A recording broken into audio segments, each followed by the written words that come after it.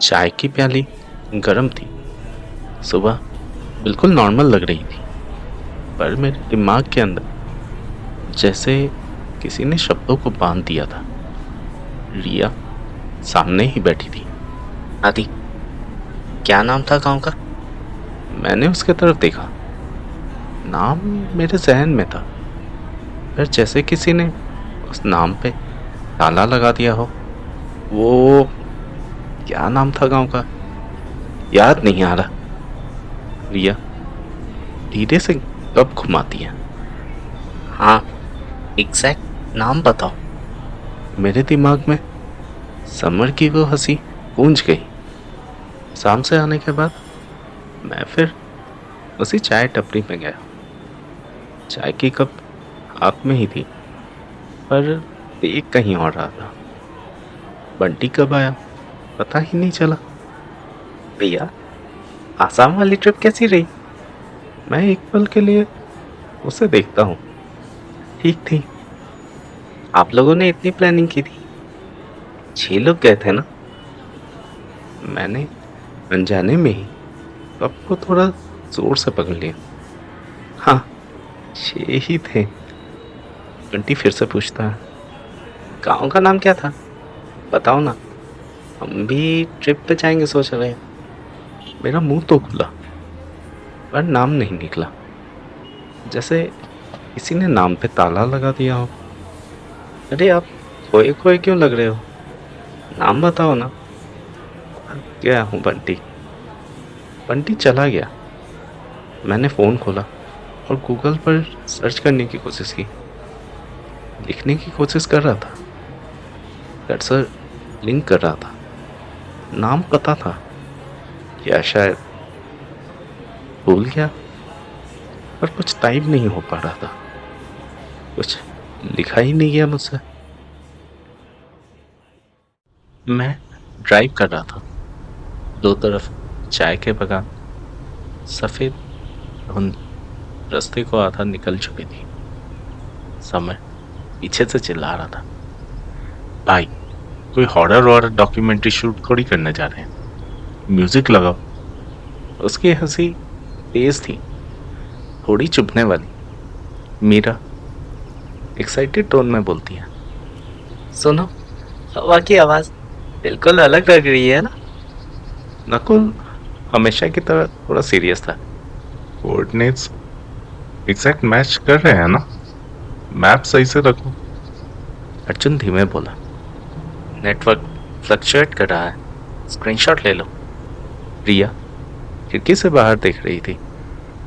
North east के कुछ villages में पुरानी कुछ क्रियाएं होती हैं, उन्हीं के बारे में सोच रही हूँ। ब्लैक मैजिक टाइप का? समर बोल उठा। रिया थोड़ा सा हंसी। अरे वो सब कहानियां हैं। मुझे भी तब तक सब कुछ नॉर्मल लगा था। गांव घुसने से पहले एक बोर्ड दिखा, थोड़ा झुका हुआ। नाम लिखा था, कुछ अक्षर मिट चुके थे। मैं बोल उठा, यही है ना? गांव में घुसते ही हर घर के बाहर सिर्फ औरतें दिखी, ना कोई लड़का, ना कोई बुजुर्ग आदमी, और अजीब बात, कोई बच्चा भी नहीं। मीरा यहाँ बच्चे कहीं नहीं है। समर बोल उठा। अरे अंदर होंगे, तुम लोग हर चीज में घुस जाते हो। मैंने एक घर पे नॉक किया। एक मध्यम उम्र की औरत ने दरवाजा खोला। हम लोग शहर से आए हैं, क्या यहाँ रुकने का कोई इंतजाम हो सकता है? अच्छा मेहमान हो, मुखिया जी के पास चलना होगा, वही बताएंगी कि क्या करना है। हम गांव के बीच एक थोड़े परे घर में पहुंचे। एक बुजुर्ग औरत कुर्सी पर बैठी थी।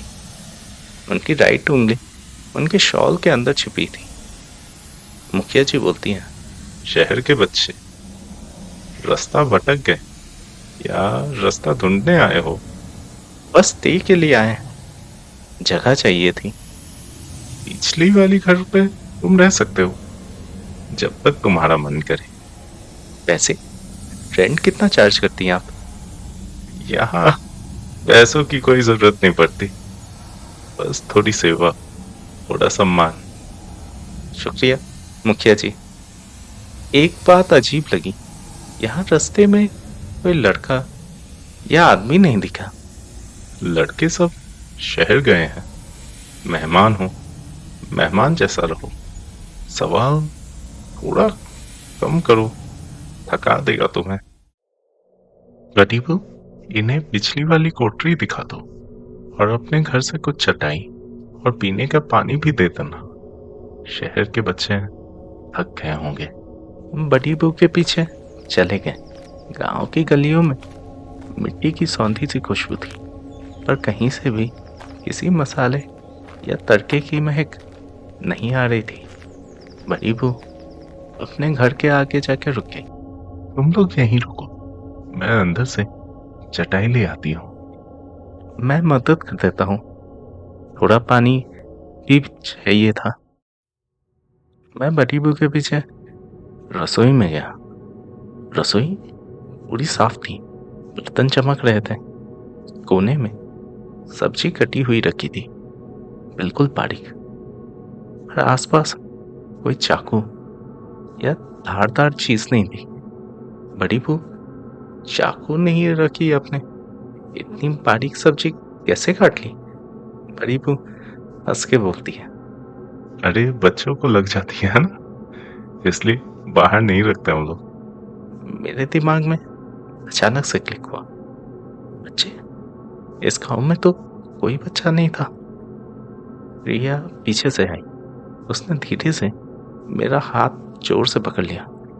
आदि, उनका राइट थंब देखो। मैंने देखा, बड़ी बहू जब चटाई उठा रही थी, उनका नाखून नहीं था, बिल्कुल स्मूथ, जैसे कभी था ही नहीं। दूसरी ओर रोटी को डब्बे में डाल रही थी। मैंने उसका हाथ भी देखा, सेम। मैं धीरे से बोल उठा, कोइंसिडेंस होगा। एक बार कोइंसिडेंस होता आदि, 3 बार नहीं। इन औरतों ने अपना नाखून खुद निकाला है, या शायद किसी ने निकाल दिया। बड़ी बहू ने हमें उस पुरानी कोठरी में वापस छोड़ दिया। मिट्टी की ठंडक और सड़ी हुई लकड़ी की महक वहां पहले से बसी थी। हम 6 थे, मैं, रिया, समर, मीरा, नकुल और अर्जुन। मैंने मैट्स बिछाया। समर अब भी एक्साइटेड था। भाई नेटवर्क तो छोड़, यहाँ तो बिजली का पोल भी नहीं है।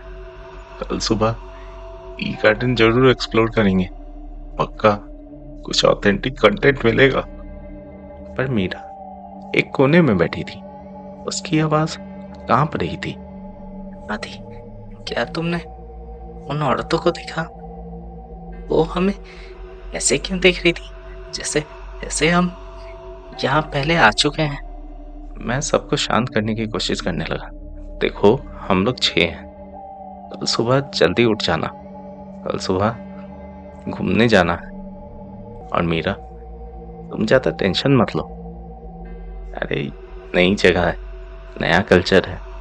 रात घनी थी, लकड़ी की दीवारें हवा के हर झोंके से हिल रही थी और चीख लग रही थी, जैसे कुछ बाहर से खरोच रहा हो। सुबह जब मेरे चेहरे पे धूप पड़ी तो सुकून नहीं मिला। उठते ही मुझे सबसे पहले एक चीज महसूस हुई, खामोशी, पूरी खामोशी। मैंने सबको देखने की कोशिश की। 3 सो रहे थे, पर 2 स्लीपिंग मैट्स खाली थे। समर और अर्जुन वहां नहीं थे। उनके बैग, उनका ट्राइपॉड, सब गायब था। मैं जल्दी बाहर भागा। वही औरतें, वही नजारे। बड़ी बहू, मेरे 2 दोस्त आए थे ना, समर और अर्जुन, उन्हें देखा क्या आपने? बड़ी बहू ने सीधा जवाब दे दिया। उनका टोन ठंडा लग रहा था। सुबह निकल गया, बोले घूमने जा रहे हैं। बिना बताए और अपना सारा सामान लेकर। बड़ी बहू का नजर सख्त हो गया था। उनकी राइट थंब मुट्ठी में भींच गई थी। यहाँ रास्ते मिलते हैं, मिल जाएंगे। तुम मेहमान हो, सवाल मत पूछो, मेहमान जैसा रहो। ले जा रहे हैं बिना बताए और अपना सारा सामान लेकर। बड़ी बू का नजर सख्त हो गया था। उनकी ड्राइव थंब मुट्ठी में भींच गई थी। यहाँ रास्ते मिलते हैं, मिल जाएंगे। तुम मेहमान हो, सवाल मत पूछो, मेहमान जैसा रहो। या मेरे पीछे आ गई। उसने मेरे हाथ को जोर से दबा दिया। आदि, ध्यान से सुनो। क्या तुम्हें उनकी हंसी याद आ रही है? मैंने कोशिश की। समर की हंसी दिमाग में थी, पर उसका चेहरा धुंधला हो रहा था। हम 4 लोग थे। नकुल थोड़ा इरिटेटेड था। लॉजिक यूज करो, पैनिक मत करो। मीरा धीमी आवाज में बोलती है। कल रात किसी ने मुझे नाम से बुलाया था। कौन? माँ की आवाज थी। रात घनी हो गई थी। लकड़ी की दीवारों में चीख बढ़ चुकी थी। सुबह मीरा और नकुल नहीं थे, सिर्फ मैं और रिया। मैं भाग बाहर गया। मैंने बड़ी बू से पूछा, क्या आपने मीरा और नकुल को देखा है? वो सीधा बोल उठे, रात को दोनों शहर चले गए। तुम्हें याद नहीं? तुमने ही भेजा था। मेरे दिमाग में झटका सा लगा। नहीं, मैंने नहीं। रिया ने मेरा हाथ जोर से पकड़ लिया। धीरे से बोली, आदि, देखो।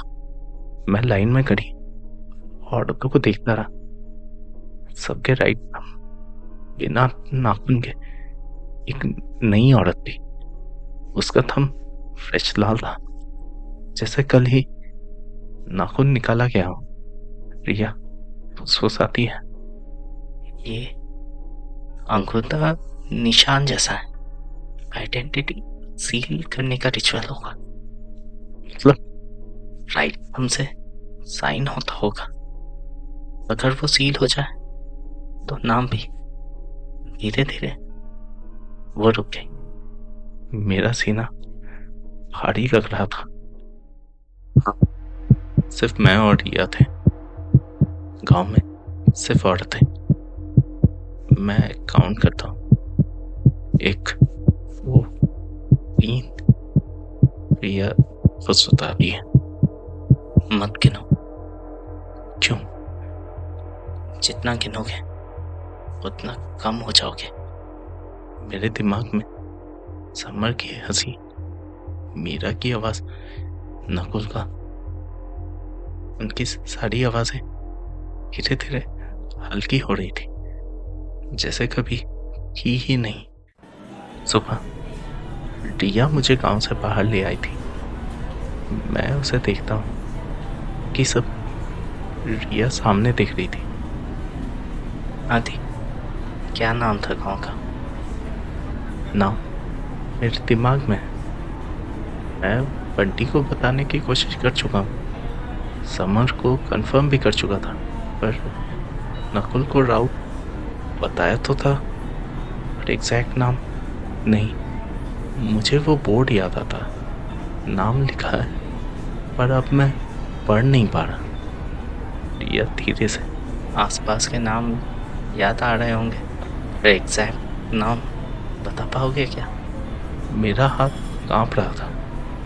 मुझे अपना राइट थंब दबा हुआ महसूस हुआ, जहां नाखून है पर हल्का लग रहा था, जिससे वो ढीला हो रहा हो। मेरे मुंह से बस एक ही लाइन निकली, क्या नाम था गांव का?